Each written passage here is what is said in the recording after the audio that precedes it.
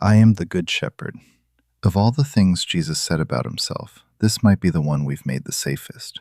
Stained glass, nursery walls, a gentle man with a lamb over his shoulders.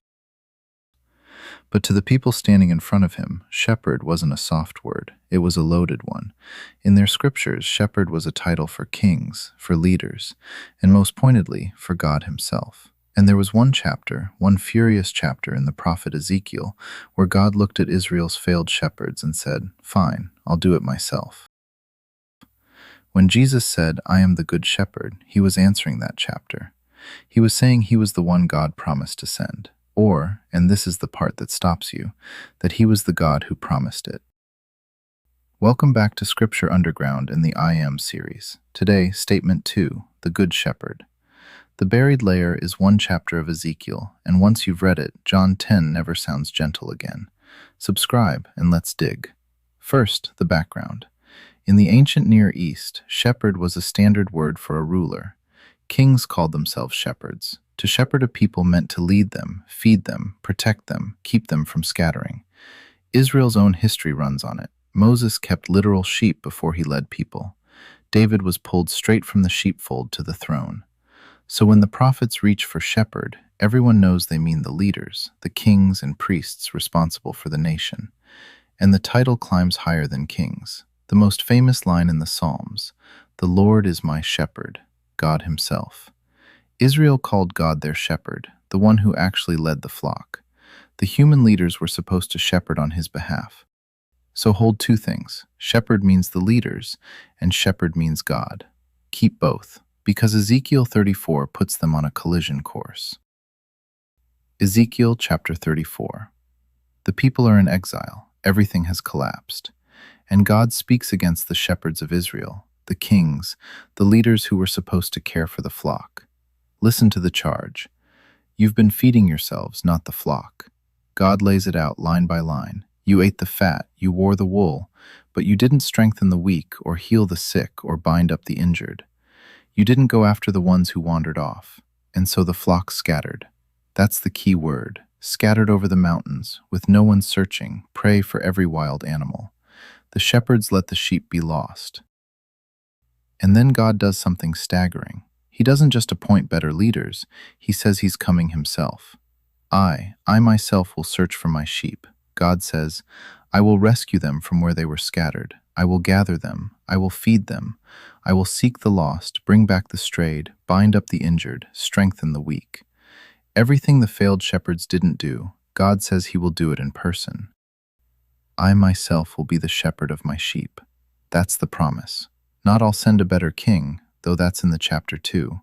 The headline is that God himself is going to come and do the shepherding the human leaders failed at. That is the chapter sitting underneath John 10. Israel's leaders failed the flock, the sheep scattered, and God swore he'd come shepherd them himself. Now read John 10 with Ezekiel 34 open beside it, because Jesus walks straight through the chapter, beat by beat. He starts by describing the failed shepherds, the hired hand who runs when the wolf comes, who doesn't care about the sheep, who lets them be scattered and snatched. That's Ezekiel's charge, almost word for word. Scatters them. Same picture, same failure. And then, against that backdrop, he says, I am the good shepherd. In a context that's quoting Ezekiel's indictment of the bad ones, Jesus steps in as the shepherd God promised. He seeks the lost. He gathers the scattered. He knows his sheep by name, and they know his voice. Everything God said I myself will do in Ezekiel 34, Jesus says I am doing. And that's the claim hiding in the nursery picture. God said, I myself will be the shepherd. Jesus says, I am the good shepherd, doing the exact things God reserved for himself. He's not just claiming to be a good leader, he's claiming to be the God of Ezekiel 34, arrived in person to do what he promised. He even adds the part Ezekiel didn't have. The good shepherd lays down his life for the sheep. God promised to come and rescue the flock. Jesus says he'll do it by dying for them. Here's the line between fact and reading, because it matters. What's solid? Ezekiel 34 is real, and it says exactly this. God condemns Israel's shepherds for scattering the flock, and declares he himself will come shepherd them.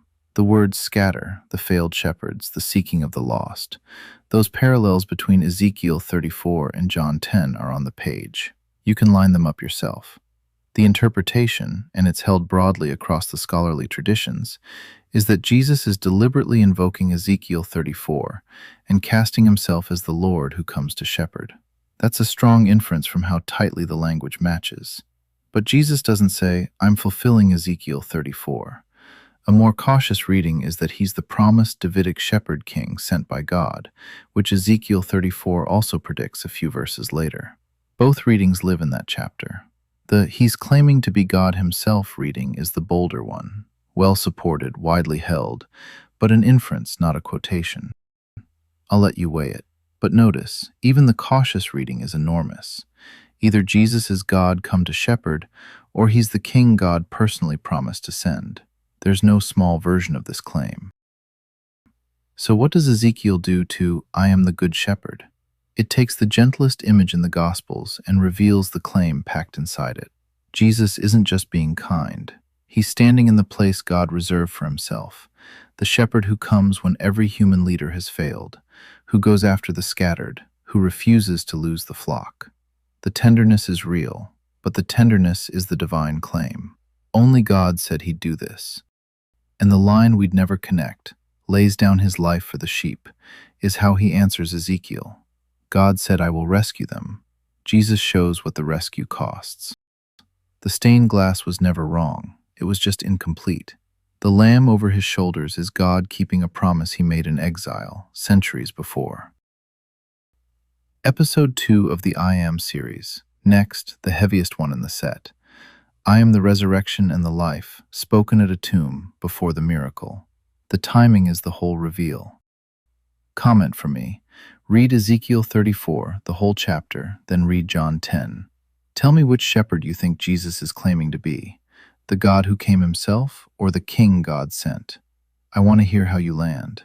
Like, subscribe for the rest of the series, and I'll see you at the next statement.